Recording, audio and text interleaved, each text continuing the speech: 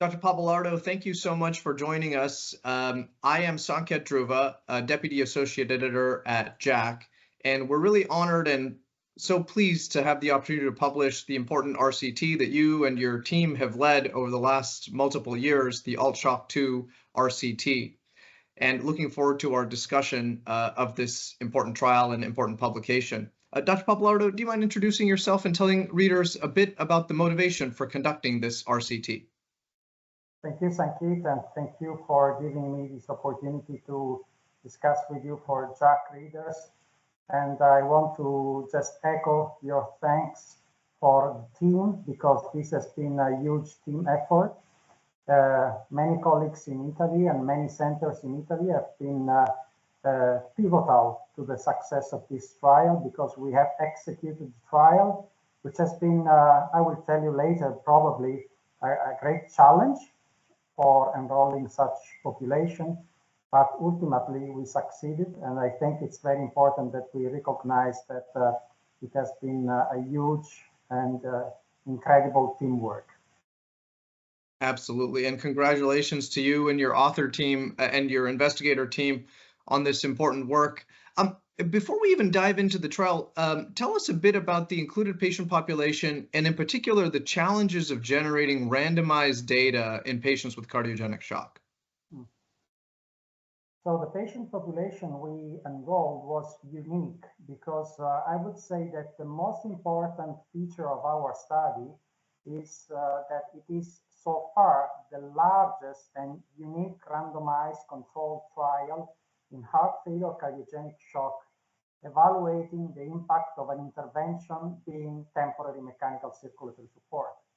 You know that this field is very exciting at the moment. A lot of RCTs have been published over the last couple of years, discussing and evaluating the role of temporary mechanical support in AMI, STEMI cardiogenic shock, so ischemic acute cardiogenic shock.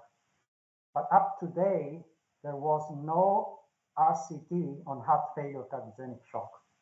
So I think this is the most important aspect in terms of, let's say, positioning our trial. So we are the first group to publish data on a randomized trial on heart failure cardiogenic shock. Of course, this is a bit of a challenge, because you know that enrolling patients with acute coronary syndrome is definitely easier, because recognizing them is easier. And of course, the clinical pathway of patients with acute coronary syndrome is currently very well defined across all countries and across the ocean. So the scenario and the pathway of the patient is structured. Whereas in heart failure cardiogenic shock, recognition of the patient is one of the most important steps, because the patient is somehow neglected at the very beginning, because you can misdiagnose heart failure, you can have subtle signs of hypoperfusion, and therefore the way these patients are approached very much depends on the institution where they are admitted. And of course, this currently does not necessarily require transfer to a hub center with facilities for cardiac support or heart replacement therapies. So many patients are admitted at spoke hospitals. And the figures of our study tell us that about 40% of the patients actually were referred from spoke hospitals, which is a little bit different from the timeline and the pathway that ischemic patients have currently. Thanks for sharing these really complex challenges of enrolling patients with heart failure cardiogenic shock. And again, congratulations to you and the investigator team for being able to do so. Dr. Pappalardo, tell us a bit more in detail, what were the inclusion criteria for patients to enter the RCT that you led? And I know that there was a modification partway through to include a larger patient population. Tell us a bit about that so that our audience knows to whom these results may be applicable. So the patient population was defined with the criteria of having a history of heart failure with left ventricular ejection fraction less than 35%, presenting with cardiogenic shock as diagnosed with the SCAI criteria. And we will discuss about the SCAI stages later.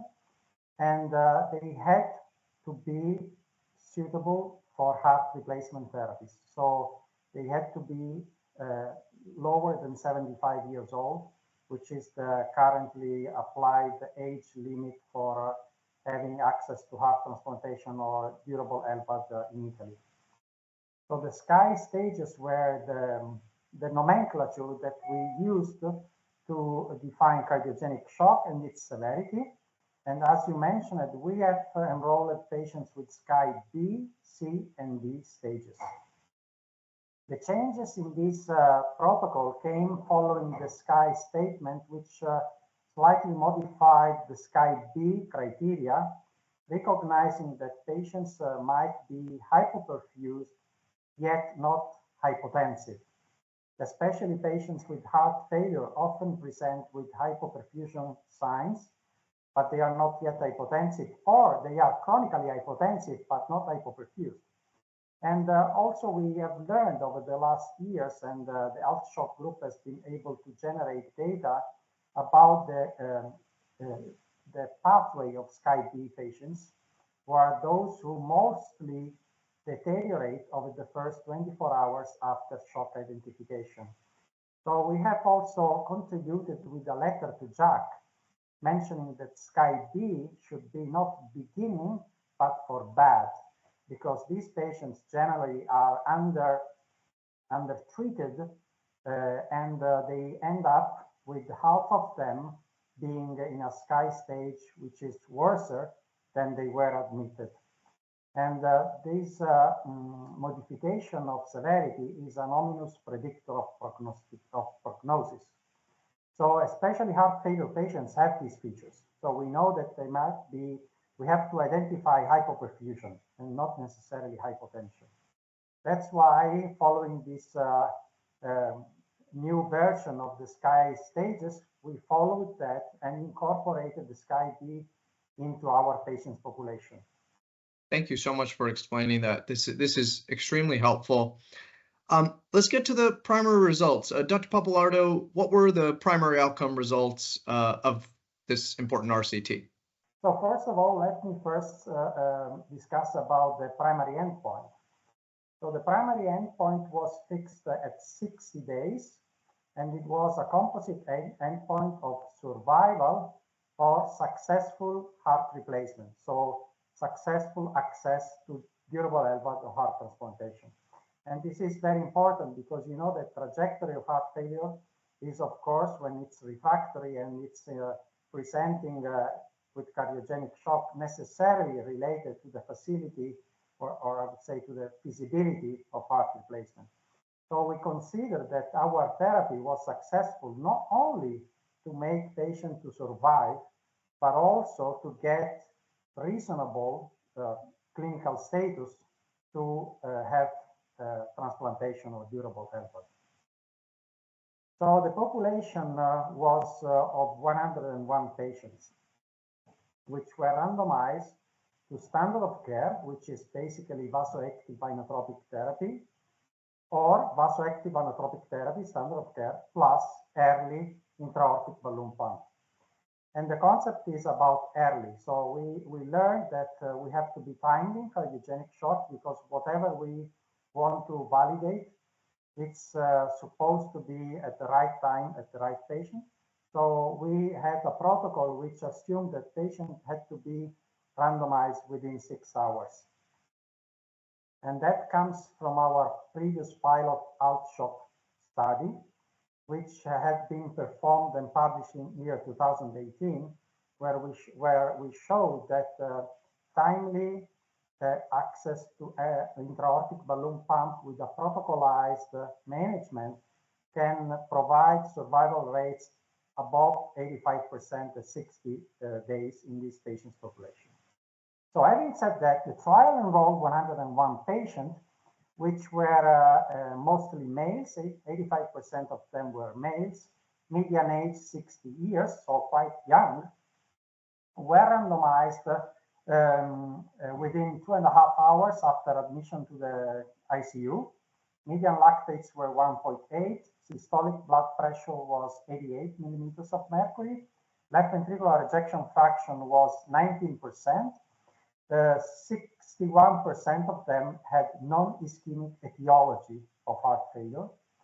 And about the severity of shock, 28% were in Sky B stage, 56% of them were Sky C, and the remaining were Sky D. So we did exclude Sky E patients. As you know, this trial was interrupted because the DSMB expressed its judgment that it was futile to continue the study. So we stopped at DSMB evaluation at the interim analysis of half of the planned population. And that's because the survival rate and the primary outcome showed that there was no significant difference in terms of survival or successful heart replacement therapies between the two patients' population. So the intervention, the intra-aortic balloon pump within 6 hours, was not providing patients better outcome as compared to standard of care. Thank you so much. So just to summarize, 101 patients randomized within 6 hours to intra-aortic balloon pump or optimal medical therapy.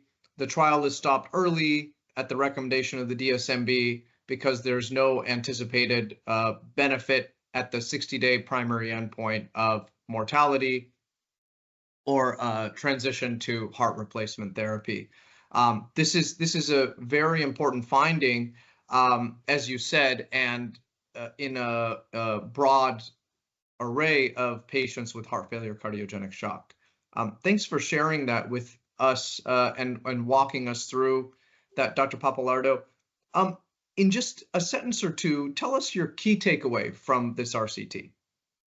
So I would say that beyond of course, the results, which are straightforward. So early balloon pump implantation does not improve 60-day survival in this patient population.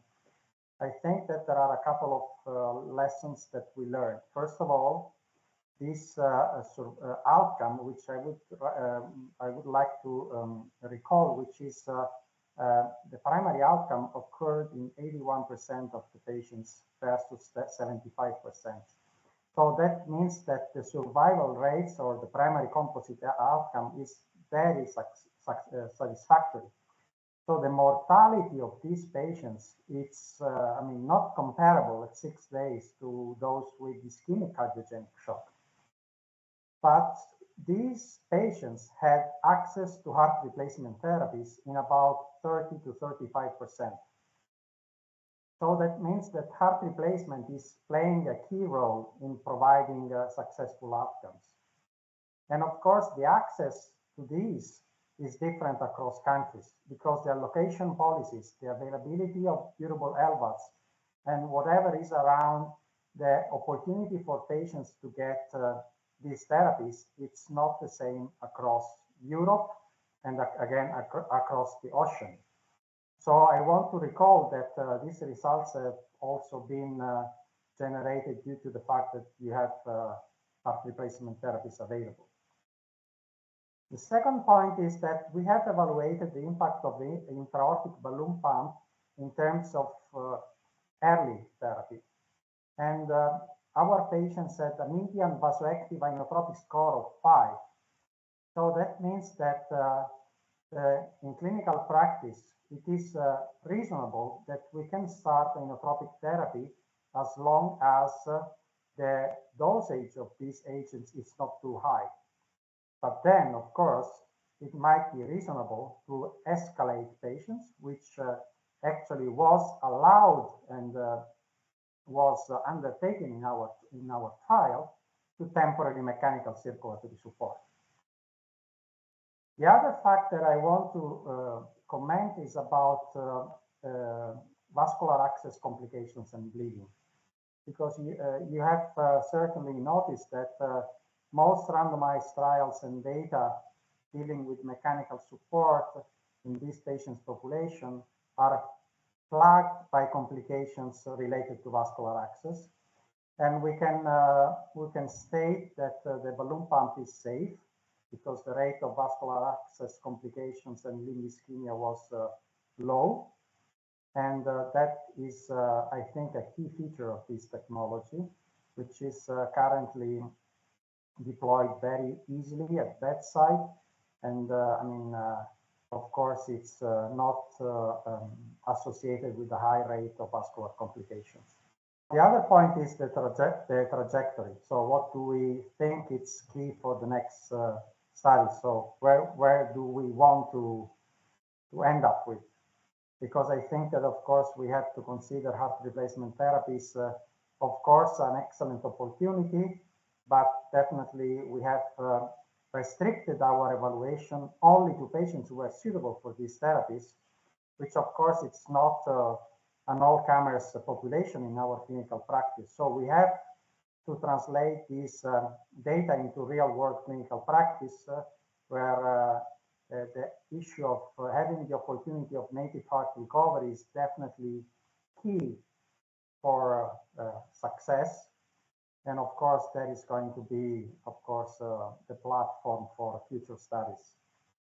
And that's a perfect place where I was hoping we'd end our conversation, Dr. Pappalardo. Tell me a bit of where you see the future, the further research that's needed for the care of patients with heart failure cardiogenic shock. Where do we need to be generating evidence now that we have information from this important RCT? I think that we have learned that also patients who apparently are at the end of their story can be discharged with their native heart.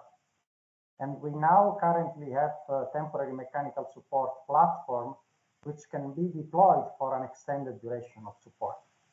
So it's not an urgent treatment, but now we can consider temporary mechanical support as the opportunity that we can leverage to deploy left ventricular unloading, structural interventions, new therapies, because we believe that we can set the clock back also when you are at the end of the story. And we need to do that because patients are so numerous. The epidemiology of heart failure cardiogenic shock has dramatically changed over the last decade, and it's a sort of pandemic because data from the US and from Europe show that the trends are changing, and heart failure cardiogenic shock is growing as an etiology of this clinical scenario, as opposed to ischemic shock, which is decreasing. So we know that this is going to be the next challenge for our research. Wonderful. An absolute need to continue generating evidence and treating this critically ill patient population, and certainly the RCT that you and your investigator team have led, and which readers can read further in JACC, is an important contribution in helping us understand the best strategies to care for the patients with heart failure cardiogenic shock. Dr. Pappalardo, thank you so much for taking your time today. We really appreciate your taking the time to interview with us and share more details about your important publication in JACC. Thank you so much, and thank you to all the JACC editorial board.